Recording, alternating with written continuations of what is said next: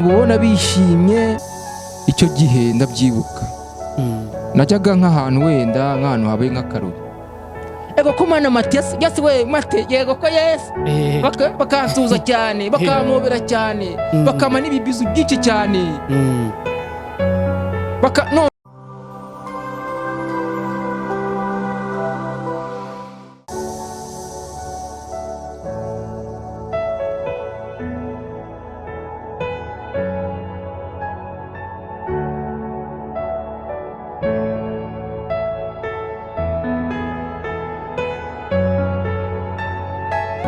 horo ndetse n'ibyishimo twafashe uruzinduko tuva i Kigali twerekeza za Gakenke hamwe wa musore muzi wahemukiwe n'umukunzi we cyangwa se wabaye mu buzima bubi uri kuba ku muhanda. Uyu munsi ni inkuru nziza rero kuba yabonye umubyeyi umukura ku muhanda akamushyira mu nzu nziza umeze neza, akaba yamushyize mu muryango wiwe babane nk'umwana. Reka nkorane namwe urugendo tujye gusura uyu musore twumve ibyishimo afite.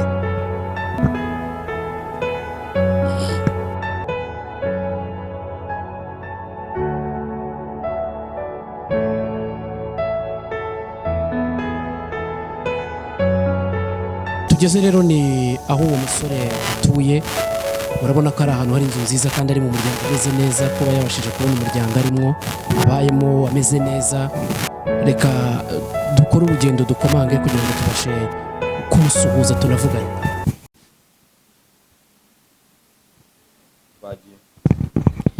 Yes, mbanje kubasuhuza rero bakunzi ba Beriki TV, mbifuriza amahoro ndetse n'ibyishimo, mbifuriza kugira urukundo ndetse n'ubumuntu mu bantu, mukomeza gufasha abatishoboye cyangwa se badafite kirengera. Aba bana bo ku muhanda barababaye. Uyu musore turi kumwe muramwibuka ubwo twakoraga ikiganiro atanga story y'ubuzima abayemo bubi ndetse yabaga ku muhanda,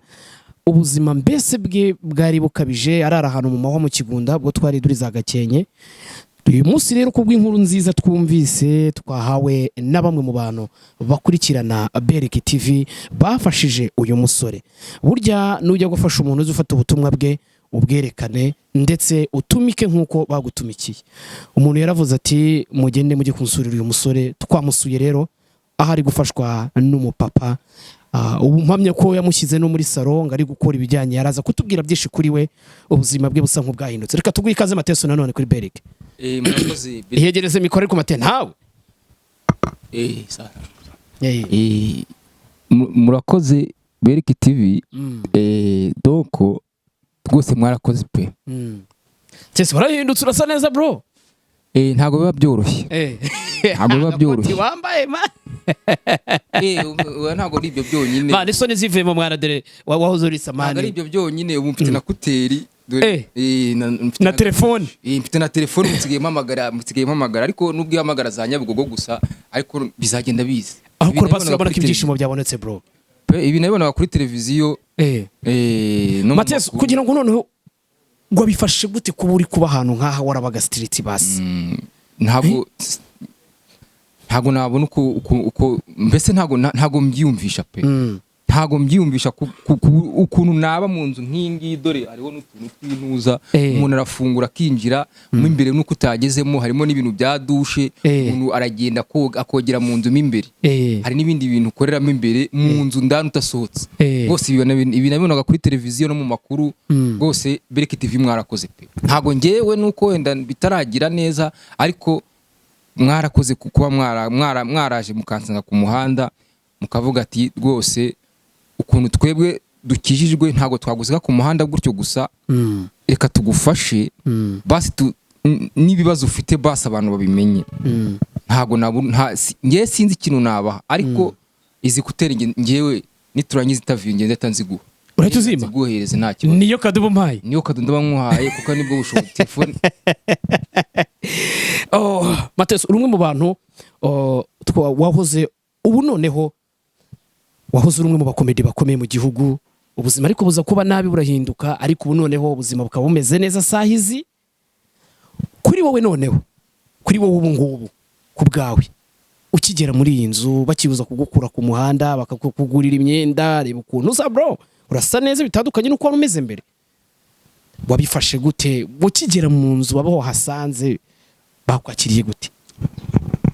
nkigera ngewe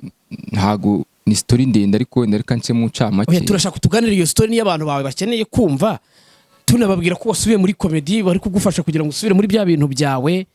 ukigeramo byagenze gute icyo kurya wacyakiriye gute nk'umubyeyi w'umupapa wagufashije kuri iki kintu ntago nabona uko mbisobanura kuko biri kunkora ku mutima pe cyagiye buryo mumara kugenda hashize nk'iminsi ibiri nyine nariyakiriye numva nta kibazo urabona muri la minsi yashize hari akavura kaguye yego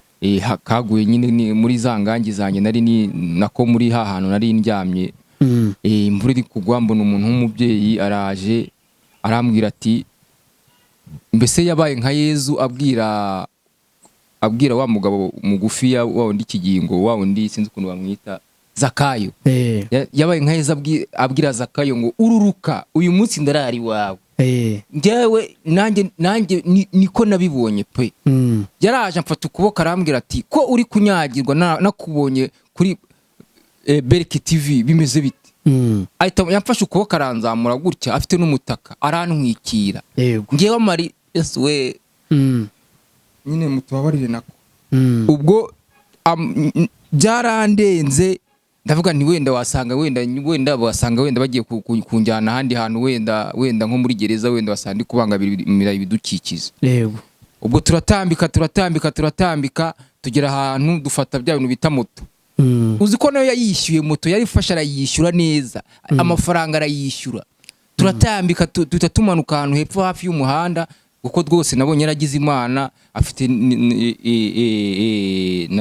n'inzu nziza cyane iriho ibintu by'ibyuma by'umweru ubwo nyine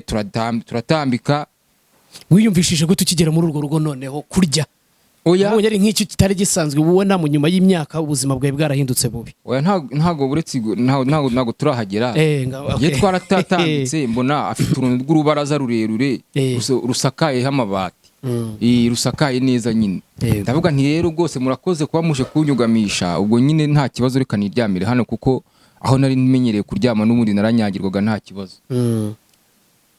arambwira ngo nta soni ahita ntuka cyane ngo ahita ntonganya ngo guturara hanze ngo ndavuga nti sahani ni hanze njye namenyeye kurara mu bihuru hano ni hanze se ahantu heza gutya harimo n'intuza n'ibintu bya sima nta kibazo naharara arambwira ngo ahita nkingura arambwira ngo injira anyinjiza mu cyumba nabonaga kuri televiziyo no mu makuru yego icyumba kimeze nka hoteli mutubabarire nyine hoteli nzibona mu makuru emosiyo ziranyica ibiryo byo bampaye byo Yesu we ibiryo n'ubundi kubyibuka mutubabarire pe basi ngiye kintu nshaka uwo mubyeyi muzamunshimire pe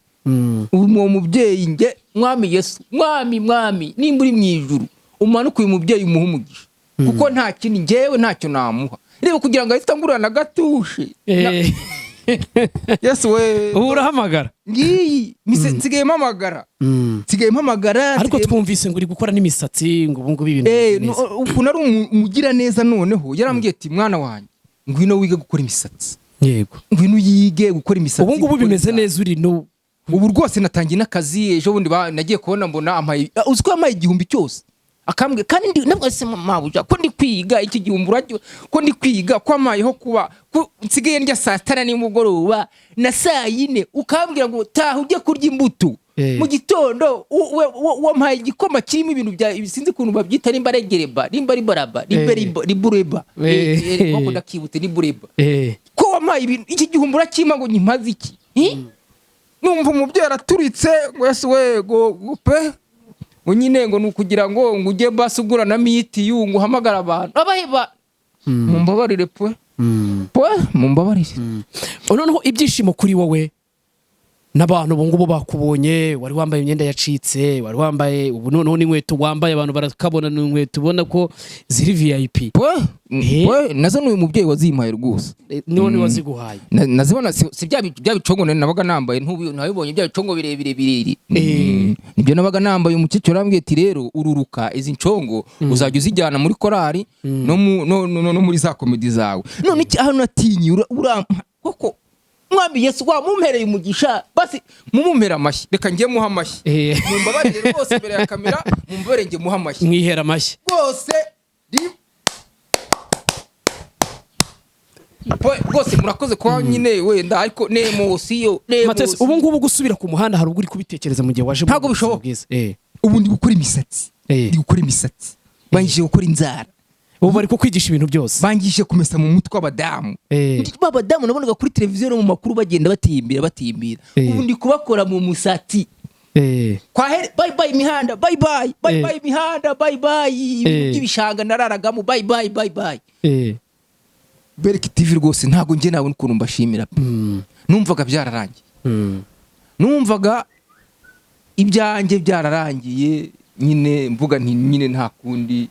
Bose wa mukobwa nakubona ntago azongera ko kwifuza Matese waguhemukiye akaguta mu bibazo ubu ntazongera ko kwifuza buriya rero ibibazo bura akenshi na kenshi urebye neza ubona ari ubukene buriya ariko wenda nk'ikintu navuga simbabangamira ariko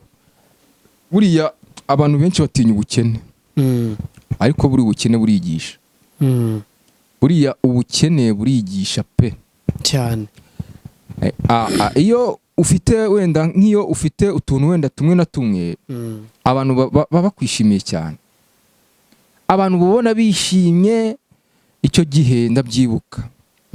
najyaga nk'ahantu wenda nk'ahantu habaye nk'akarori ego ko mana Matese yasi we mate yego ko yes bakantuza cyane bakamobera cyane bakama n'ibibizu byinshi cyane noneho ikintu cyantangazaga barihombya ugasanga wese we ngo senga umwiki icyo gihe rwose nandi n'umwana mwiza wo mwadepe nanywa agafanta ngo se ngo bakuguri ngo baguhe ikese so naje kugira ibibazo nyine umukobwa ndamwishyura muri kaminuza ararangiza amafaranga arashira nyine ariko amaze gushira ntangiye kurara ku mihanda abantu bose navuga se ko byagenze bite ko twari inshuti twasangiraga byagenze bite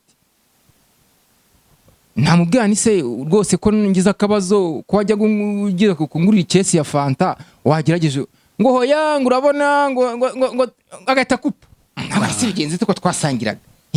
nkahamagara undi ngo urabona ngo hari ibintu ngo abana bagiye ku ishuri ngo agahita kupa nawe kuko ubuzima bwabaga bwarahindutse kuko nyine none se nabaga maze nk'iminsi ingahe namuhamagara ngo se none duhurira aha n'iki ubwo namuhamagara mfite ibibazo bura ase kuki abantu babaye kuki abantu banga abantu bafite ibibazo kuki abantu bakunda abantu bafite ibyishimo gusa abantu bagize imana abantu bateye imbere ngewe rwose uyu mubyeyi sinzi icyo namubwira pe sinzi icyo namuha umubyeyi na Bereki TV sinzi ikintu nabaha pe oya twebwe n'inshingano zacu Mate twe n'inshingano zacu hanyuma Mate nibihe bintu ushobora ibibi byo ku muhanda wabonye ku muhanda ushobora kubwira buri mwana wese ni nk'ibihe bintu wabonye ku muhanda bibi kandi byo mu muhanda ari byinshi cyane wenda ngiye amahirwe nagize nuko nagiye ku muhanda bura naramenye umwami Yesu nagiye ku muhanda menye umwami Yesu kuko kugira ngo ntangire kujya ku muhanda inzu nabaga mu nzu urana narisimbukuje mba mu nzu y'ijana na mbura amafaranga yo kuyishyura amezi 6 aragera bayinsora muravuga ati rero ibintu byose nta na kimwe nasohokanye nitabaza inshuti n'abavandimwe baravuga ati wowe urabona n'ubundi warakasiriwe genda nanjye ndabihorera ubwo n'ubwa deperi bwanjye nigira ku muhanda ikintu cyamfashije nuko nari umwadeperi nkijijwe so ku muhanda buriya duhuraho n'ibibazo byinshi cyane hari abantu bazaga bakanywesha kore urumva kubera Imana kubera umwami Yesu kubera umwami nawe muzamuncimirire nawe yaramfashije cyane nkahita ndeba nkareba muri za Mateyo 6 nka meditane nako nkareba muri za Mateyo 6 nkareba nkavuga ati ibyo ntago bishoboka ntago bishoboka ngewe ndi umuntu ukijijwe nubwo nahuye n'ibibazo bizakira umwami Yesu azabinkore yego hari n'abandi bazaga bakambwira ngo hari ibigambo byo bavuga ngo yo nigangwe yes go salamu alaykum ngo none se ngo mari ko mfite katineri se ngo acomyeho yes we nkavuga ati mwizina katika jina la Yesu ubwo barankubitaga bakambwira ngo idage ngo wadage we ngo bavuga ikigambo cyitwa idage sinarwo ako nzabaza bakavuga ikigambo ngo cyitwa idage nkavuga se ibi bintu by'idage ni ibiki ko ndi umwadeperi ko tavuga umuntu umwadeperi ukigirwe bakavuga idage bimeze bite ubwo ngenda mbimenya ntangira kurya ibintu by'imisige n'iki ariko buri umwami n'igitangaza na Berk TV na n'uyu mumabuja wamfashije mutubabarire Imana rwose izabemera umugisha hanyuma Mateso wari umukomedi ubu none ugiye gusubira muri komedi zawe kuko ubuzima bwabaye bwiza ubuzima buri kuba bwiza kuko rwose n'uyu mumabuja wamfashije ari kumbwira ko azagenda hari abantu baziranye bafite za kamera yarebye ibintu nakoze aravuga ati gute impano yawe uzi ko abakomediye yambwiye ijambo rikomeye cyane yarambwiye ngo abakomediye ba mbere mu Rwanda barihisha yego ndavuga ati rero wasanga ufite nese nibwo bwa mbere namukozeho ndambwira nti namukozeho nyine ndamutigisa gutya mwana se umeze neza nta kibazo ufite ikintu cyambabaje yaraturitse mbone marira aramanutse navuga ati mubyeyi koko urarirute ndamuhanagura ahita ajya mu cyumba arigendera ariko ijambo rimwe nasigaranye yarambwiye ngo abakomediye ba mbere mu Rwanda barihisha yego barihisha Yesu ambwira ijambo rimwe arambwira ati wowe gerageza ukore ngewe nzajya basi wenda ngerageza kuko ruranangira urabona mba tuntu tutubazo nzangerageza ngufasha ariko ijambo rimwe yarambwiye ngo abakomediye ba mbere mu Rwanda ba mbere barihisha icyo nicyo nasigaranye mu mutwe niyo mpamvu ndi kubasaba abantu mukurikirana Berk TV mwagerageje rwose mwamfashije kuko wagiye kuri YouTube none ubu bagiye kuri YouTube bagukorere mundemere rwose mundemera nundi mwankuye mu ishyamba ry'inzitane noneho niki wabwira abantu bakurikirana Berk TV mu kubashimira kubugeza aha ngaha uri kwibera mu nzu nk'iyi nziza uri kurya saa sita nijoro oya ongeraho na saa yine na mu gitondo tigende kunywa igikoma we nabibonaga kuri televiziyo no mu makuru wari uzwi ibintu bitazongera kubaho oya byararangiye niki noneho wabwira abantu bakurikirana Berk TV abantu bakurikirana Berk TV rwose imbabazi zanyu rwose pe si nababwira iki koko basi ngewe sinzi n'ubundi wenda hari utuntu nubwo mfite gatushe ntakurikirana neza ngo ndeba abandi bantu mwafashije ariko kuba barampaye ikiganiro umunsi wa 3 nkahita mbona impinduka ubuse nababwira iki koko rwose reka namwe mbakomera amashyi ako mumbabarire oya twe nta kibazo Mateso twe nta kibazo ntago nyine dukorera Uwiteka Imana uko nawe wamwizeye kandi akaba gutabaye basi wenda umwami Yesu akomeze abaho umugisha nta kibazo Mateso nta kindi nababwira reka tugushimire natwe dufate urugendo dusubire i Kigali wa rwose nta kundi kandi mwarakoze umwami Yesu akomeze abafashe Berk TV akomeze agerageze ariko umwanyibukirize mugerageze murebe YouTube mujye mwandike muri YouTube mwandike Pastor Mateso bose mukore subscribe Pastor Mateso wagarutse mu kibuga nagarutse mu kibuga rwose mugerageze mu ndemire mukore subscribe yego rwose barayireba baraza kureba link yawe hasi mu kiganiro bagende barebe channel yawe n'ukuntu wari umeze mbere ukuntu wari umusore uryoshye reka shimira abantu mudahwema gukomeza gufasha Berk TV mudahwema gukomeza kudutera inkunga ndetse nshimire n'abantu bari mu muryango Berk Foundation ukomeje gufasha abatishoboye hirya no hino mu bihugu bitandukanye. Berk Foundation ni umuryango nawe wifuza kuzamo ni karibu rwose amarembo arafunguye kuza mu muryango wa Berk Foundation ntacyo bisaba ni ubuntu ahubwo tugafatanya urugendo rwo gufasha aba batishoboye. Nukenera kuza mu muryango wa Berk Foundation uraza kureba nimero iri aho hasi utwandikire tugushyire mu muryango wa Berk Foundation kugira ngo wowe nanjye n'abandi dukorana urugendo tugira abo dufasha. uyu rero umusore twari turi kumwe ni yitwa Mateso, ni umwe mu bakomedi babayeho hano mu Rwanda beza, ariko baza guhura n'ubuzima bubi hano mu gihugu, aba ku muhanda street, imihanda iramubona, ariko akaba ari umugira neza bashije kumubona, abasha kumutabara amufasha muri ubu buzima. Ubu ameze neza, ari kunywa icyayi cya mu gitondo, buri kintu cyose ari kukibona. Reka nje mbashimire rero ngewe mwabanaga mu kiganiro nibo Abanyarwanda, Kanyarwanda y'u Rwanda, inshuti y'Abanyarwanda, ndetse ku mutima mwiza mukomeje kugira, muhorane, Uwiteka Imana akomeze kubana namwe.